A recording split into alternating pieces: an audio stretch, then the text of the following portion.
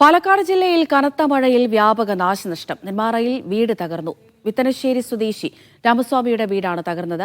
മംഗലാം dam ചിറ്റടിയിൽ റോഡിന് കുറുകെ മരം വീണ് ഗതാഗതം തടസ്സപ്പെട്ടു. എലപ്പുള്ളി മണിയേരിയിൽ വീടിന്റെ ഒരു ഭാഗം തകർന്നു. മണിയേരി സ്വദേശി രാമചന്ദ്രനും കുടുംബവും രക്ഷപ്പെട്ടത് തലനാരിഴയ്ക്കാണ്.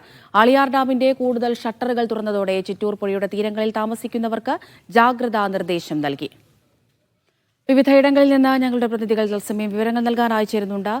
സാജിദ് അജ്മലിലേക്കാണ് ആദ്യം. സാജിദ, പാലക്കാട് ജില്ല നോക്കുകയാണെങ്കിൽ അതിശക്തമായ മഴ തുടരുകയാണ്.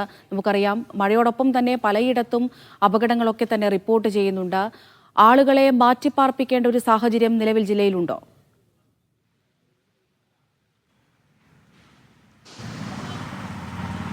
ദിവ്യ, അതിശക്തമായ മഴയും കാറ്റുമാണ് ഇത്രയധികം നാശനഷ്ടങ്ങൾ ഉണ്ടാക്കുന്നതിന് കാരണം. ഇന്നലെ ഉച്ച കഴിഞ്ഞതിന് ശേഷം വിവിധ സ്ഥലങ്ങളിൽ ശക്തമായ കാറ്റും മഴയുമാണ് ഉണ്ടായത്. ഇന്നലെ തന്നെ നിരവധി നാശനഷ്ടങ്ങൾ ഉണ്ടായിരുന്നു. ഇത് കൂടാതെ അർദ്ധരാത്രിക്ക് ശേഷവും അതിശക്തമായ കാറ്റും മഴയും തുടരുകയാണ്. പാലക്കാട് നഗരം ഉൾപ്പെടെയുള്ള പ്രദേശങ്ങളിൽ ഈ മഴയുടെ ശക്തി കുറഞ്ഞിട്ടുണ്ട്. പക്ഷേ മലയോര മേഖലയിൽ ശക്തമായ മഴ തുടരുക തന്നെയാണ്.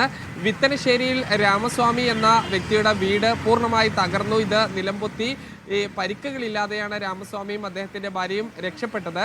എന്നാൽ തച്ചമ്പാറയിൽ ഒരു വീട് പൂർണ്ണമായി തകരുകയും ഈ 2 പേർക്ക് പരിക്കേൽക്കുകയും ചെയ്തു. ഇതിൽ 72-കാരിക്കും ഈ കൊച്ചുമകൾ 22-കാരിക്കുമാണ് പരിക്കേറ്റത്. ഇവർക്ക് പരിക്ക് ഗുരുതരമല്ല. ഈ ശരീരത്തിലൂടെ ഈ മരം വീണതിനെ തുടർന്ന് ഈ ചില വീടിൻ്റെ ഭാഗങ്ങൾ ഓടും മറ്റും വന്ന് വീണാണ് പരിക്കേറ്റത്. ഇവരെ തച്ചമ്പാറയിലെ ആശുപത്രിയിൽ പ്രവേശിപ്പിച്ചിട്ടുണ്ട്. ഇത് കൂടാതെ ഈ പഴയ വീടുകളുള്ള പല സ്ഥലത്തും വീടുകൾ തകരുന്ന ഒരു അവസ്ഥ ഉണ്ടാവുകയും ചെയ്തു. ഈ പല ഡാമുകളും ഈ കൂടുതൽ ഷട്ടറുകൾ ഉയർത്തി. ശിരുവാണി ഡാമിൻ്റെ ഈ ഷട്ടറുകൾ ഉയർത്തി. ഇത് തമിഴ്നാട്ടിലേക്കാണ് ഈ വെള്ളം പോവുക.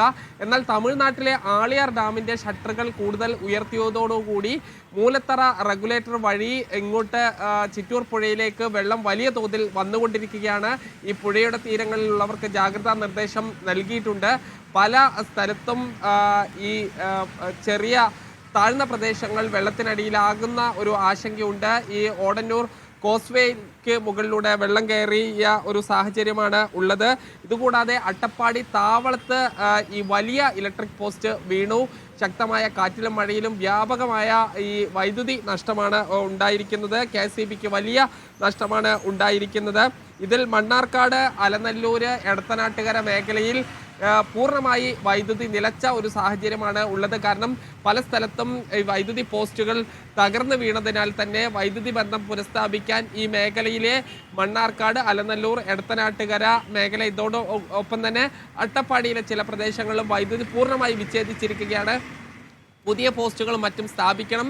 വൈദ്യുതി കമ്പികൾ വലിക്കേണ്ട സാഹചര്യമുണ്ട്. അതുകൊണ്ട് തന്നെ ഇന്ന് പൂർണ്ണമായി തന്നെ വൈദ്യുതി ഉണ്ടാവില്ല എന്ന് KSEB അറിയിച്ചിട്ടുണ്ട്. ഇത് പുനഃസ്ഥാപിക്കാൻ ഏറെ സമയം എടുക്കും എന്നുള്ളതാണ്. ഈ ആളിയാർ ഡാമിനെ കൂടാതെ പറമ്പിക്കുളം ഡാം ഇന്നലെ തുറന്നിരുന്നു. ഈ കാഞ്ഞിരപ്പുഴ, മലമ്പുഴ ഡാമുകളുടെ എല്ലാം വൃഷ്ടിപ്രദേശത്ത് അതിശക്തമായ മഴ തുടർന്നുകൊണ്ടിരിക്കുകയാണ്. ഒരു പക്ഷേ ഈ ഡാമുകളുടെ ഷട്ടറുകൾ കൂടുതൽ ഉയർത്തുമെന്ന ഒരു മുന്നറിയിപ്പ് നൽകിയിട്ടുണ്ട്. അതുകൊണ്ട് ഈ ഡാമുകളുടെ ഈ വെള്ളം ഒഴുകിയെത്തുന്ന പ്രദേശം, പ്രത്യേകിച്ച് കനാലുകളുടെയും ഈ പുഴയുടെയും തീരങ്ങളിൽ താമസിക്കുന്നവർക്ക് ജാഗ്രതാ നിർദ്ദേശം ജില്ലാ ഭരണകൂടം നൽകിയിട്ടുണ്ട്. ഇന്നും ശക്തമായ മഴ തുടരും. നെല്ലിയാമ്പതി, അട്ടപ്പാടി, മംഗലം ഡാം തുടങ്ങിയ മലയോര മേഖലയിൽ ഉള്ള ആളുകൾക്ക് കൂടുതൽ ജാഗ്രതാ നിർദ്ദേശം നൽകിയിട്ടുണ്ട്. രാത്രികളിൽ അനാവശ്യ സഞ്ചാരം ഒഴിവാക്കണം ഈ മേഖലയിലൂടെ എന്നുള്ളതാണ്. അട്ടപ്പാടി ചുരത്തിൽ ഈ മണ്ണിടിച്ചിലും മറ്റും ഉണ്ടാകാനുള്ള സാധ്യതയുണ്ട്. നെല്ലിയാമ്പതിയിലും നമുക്കറിയാം, നേരത്തെ 40 സ്ഥലത്ത് ഒന്നിച്ച് 2018-ൽ ഉരുൾപൊട്ടിയതാണ്. അതുകൊണ്ട് ഈ രാത്രി ഗതാഗതം നെല്ലിയാമ്പതിയിൽ നേരത്തെ തന്നെ നിയന്ത്രണം ഏർപ്പെടുത്തിയിരുന്നു. അത് ഇനി കൂടുതൽ ശക്തമായി തുടരും.